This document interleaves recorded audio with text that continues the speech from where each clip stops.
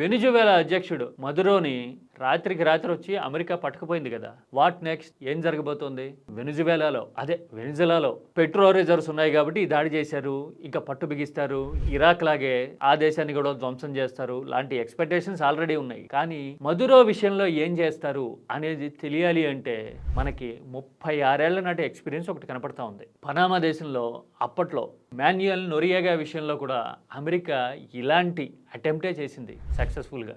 మాన్యుయల్ని తీసుకుపోవడమే కాదు, అమెరికాలో విచారణ చేసి 40 ఏళ్ల శిక్ష విధించేసింది. ఇప్పుడు మదురో విషయంలో కూడా ఇదే జరగబోతోంది అని అనిపిస్తూ ఉంది. ఎందుకు అంటే అమెరికా అంతర్గత పరిస్థితుల్లో వేలు పెట్టేశారని, డ్రగ్స్ క్యాపిటల్ నడిపేశారని ఇలాంటి అభియోగాలన్నీ మోపేశారు కదా. అందుకని అమెరికా ఏదనుకుంటే అది చేసేసేందుకు, సుదీర్ఘకాలం జైలు శిక్ష విధించేసేందుకు రంగం సిద్ధమైపోయింది ఇప్పుడు అని అనిపిస్తూ ఉంది. ఒక దేశ అధ్యక్షుడిని అలా తీసుకెళ్లిపోవడం మీద ఇప్పుడు ప్రపంచమంతా నిరసనలు ఉన్నా కానీ అమెరికా చెవులకు అవేం వినపడవు కదా.